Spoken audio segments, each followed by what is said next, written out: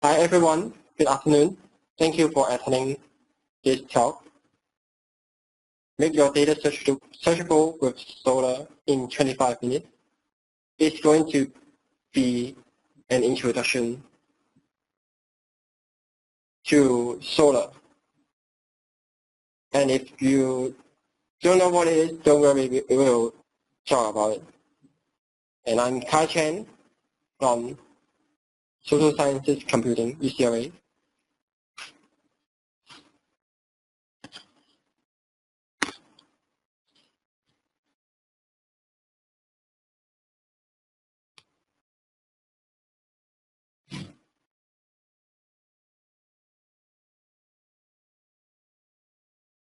You have to click on the page.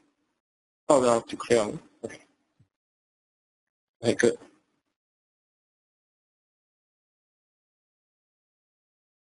Let's consider when we want to use Solr. That is, if you have a huge amount of text data, maybe in terms of gigabytes or even in terms of terabytes of data.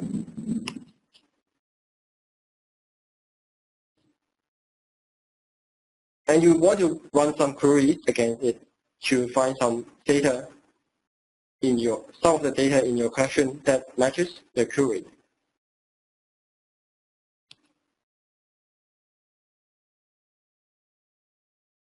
And then there's data that really matches your query.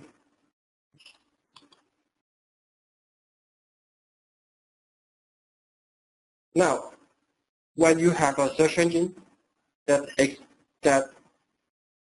makes your data accessible to your users, the goal of the search engine is to find the matching data and to return the result relatively quickly. Besides, your search engine might want to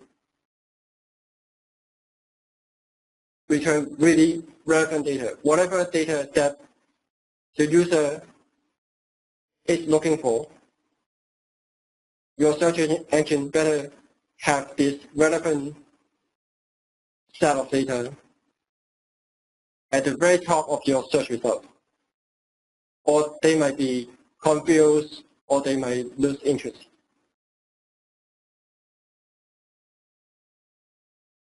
So you want to show what you think is the most relevant data to the user first.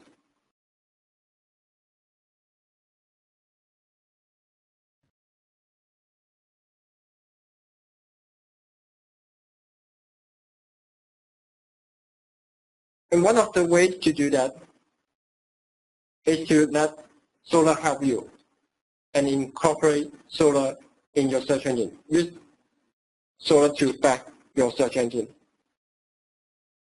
Solr is being used by high-profile websites. It also powers interesting projects like the Newscape, which we just talked about in the previous session. Solr is open source. It's a full-stack search platform. Treat it as sort of a magic black box. You give it data and then you give it queries and it returns useful, relevant results back to you very quickly.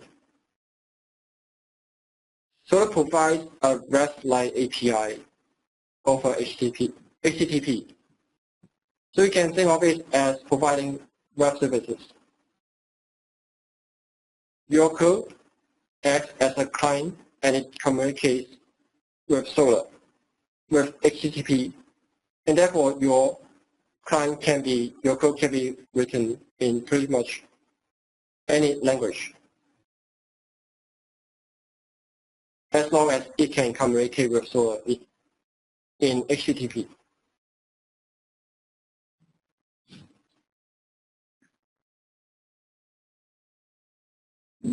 Now you might notice that in the right-hand side, there's a box called index. That's because Solr trades space with time. It makes your search really fast and relevant. And the cost is this index. You have to build it. Part of your workflow is to build the index, which takes some time and some disk space.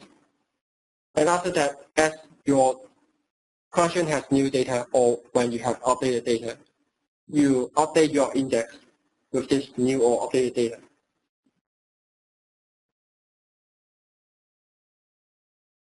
But in many cases, it's a really worth it price to get really fast and relevant searching.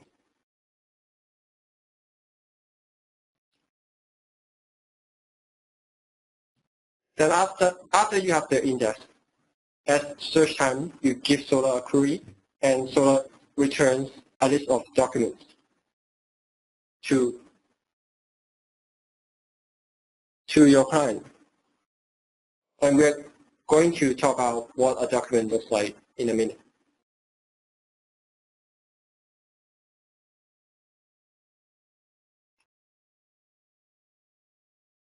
This is how data is organized in Solr, which is somewhat similar to what a database gives you.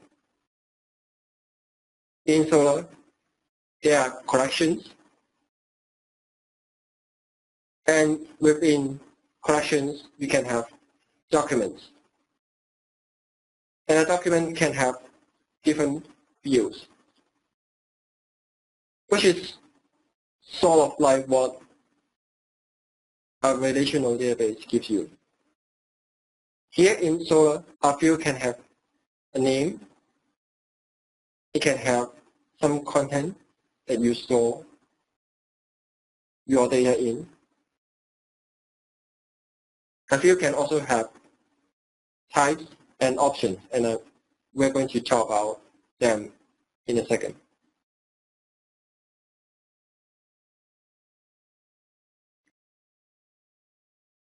One interesting fact about this data organization is that each field is optional, which means a particular document doesn't have to have every field. You can just leave any of the fields missing. For example, here, let's say you have a collection of emails with subject and the date and the sender and of course the email text itself. But if you put them in Solr, maybe for the original email, it doesn't have a reply to, and it's okay to leave that out for a particular document in Solr.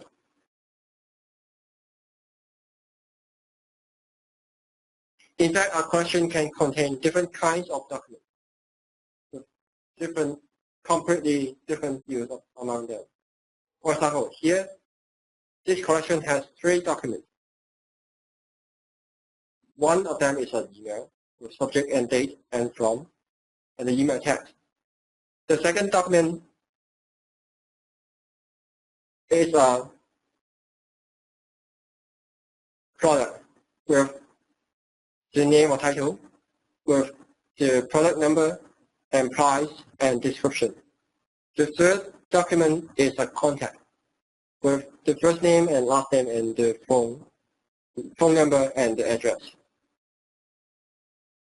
And these 3 documents can also coexist in this same collection and so on. In the schema, a field in a document can have name, which is an identifier of the field that you give it. The field can have types, such as integer, or date, or string, or text, and so on.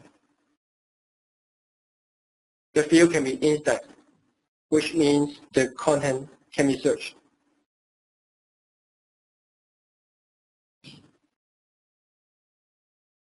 The field can be stored, which means the content can be returned by Solr at such time as if it's a database storing the original data that you give it. A field can also be multi-value, which means there can be multiple values per field and per document. And it's very useful for storing, for example, if you have a book, then you can store something like author names if there are more than one author. One way to let Solr know about how you structure the fields is to define yourself in Solr's configuration file, but that doesn't have to be the case. Inside, Solr tries to make it easy for you.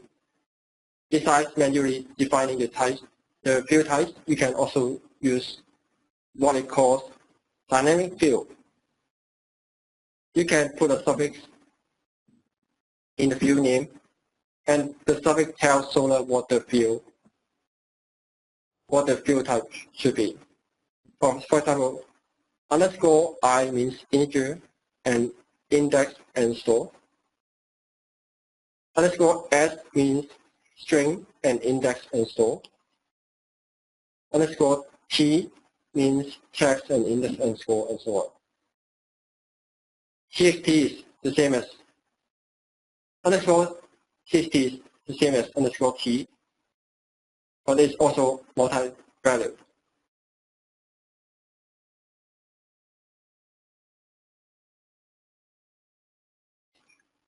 Solr also has the schemaless mode, which means that if it hasn't seen a field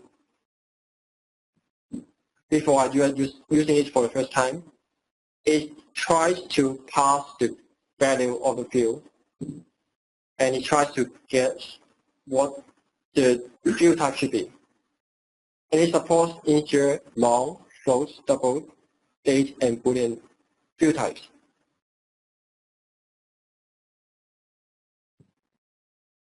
And it remembers the field type that it guessed before, so that subsequently it doesn't have to guess the field type. Even if you use schemaless mode, you can still, on a per field basis, explicitly specify the field type that you want it to use.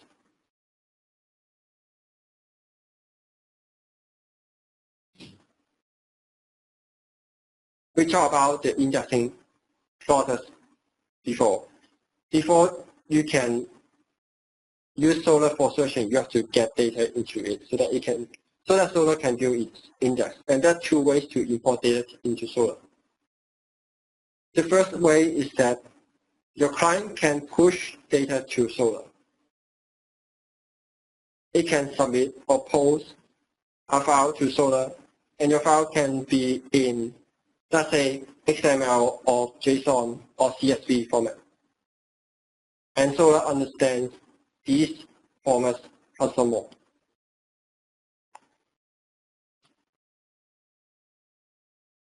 You can also have Solr pull data from your database, such as MySQL and so on.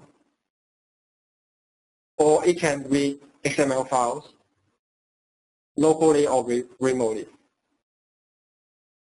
It can also read from web services if you have them.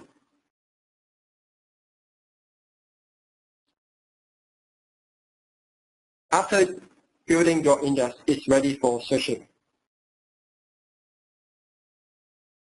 And you ask Solr to search for something by submitting an HTTP request to Solr,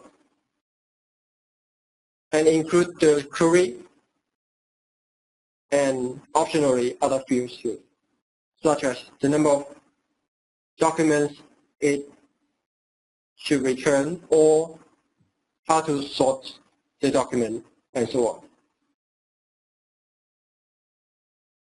I'm going to talk a little bit about the built-in syntax, searching syntax of Solr. Searching for word is just a matter of specifying the field name and the word that you're searching for, separated by the colon character. If you have a phrase instead of word, you just close the phrase.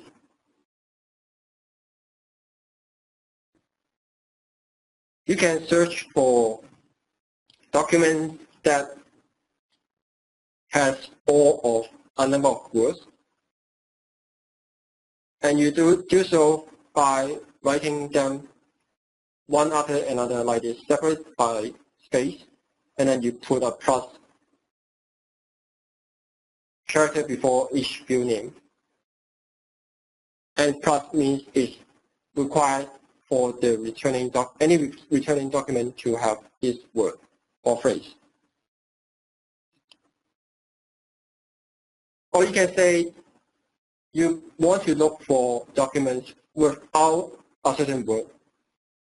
In this case, instead of plus, you just put minus before the field name.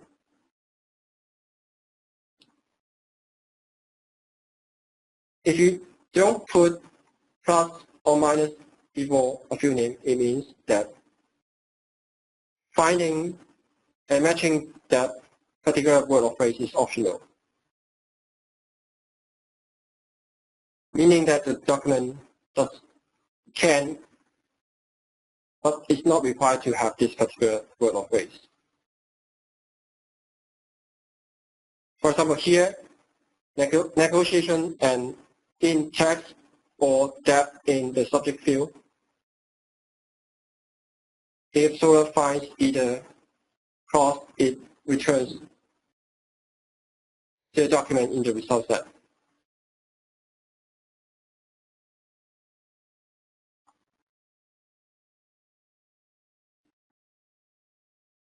And you can make the match these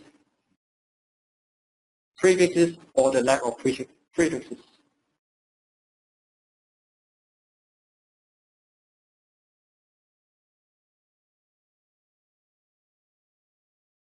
I'm not going to go over the whole set of query syntax, and you can look it up online on Solr's website. But I'm going to show you a couple of interesting uses of Solr. One of them is called faceting. If you do online shopping or if you book hotels online, you often see things like this. After you search, it offers you different criteria to narrow down your search result. And in Solr's term, it's called faceting. Facets are fields with values that are distinct, such as year, or can be put into groups, such as price. It's useful for refining the search result. For example, what you see is WorldCat's interface, which allows the user to refine a search result by the author and the year and the language and so on of a book.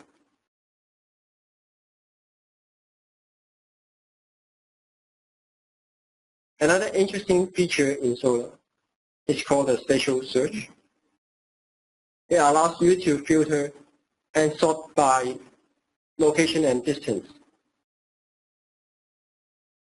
For example, if you are hungry right now and can't wait to go out to get something to eat, you might not care about the star rating or the type of food of the restaurant nearby. You only care about the distance.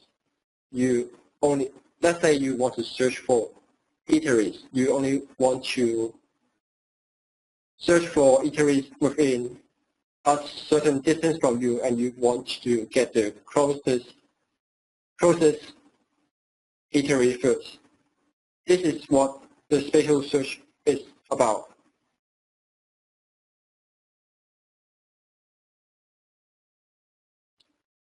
And there are at least 2 spatial search models supported in Solr. You can draw a circle around a coordinate which filters the search result to those within a certain distance of a coordinate such as where you are. Or you can draw what they call a bounding box around this circle. And you can filter and sort by the distance in a similar way.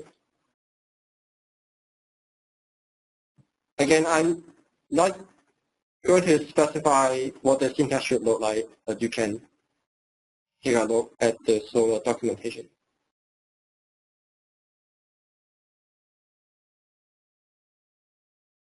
In conclusion, if you have a lot of text data that you want to search or you want to be able to offer some search engine service to your users, and if you haven't heard of Solr or if you haven't tried Solr yet,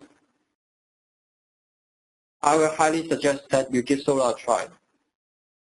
And you can learn more about Solr at this URL, or feel free to ask me questions about it.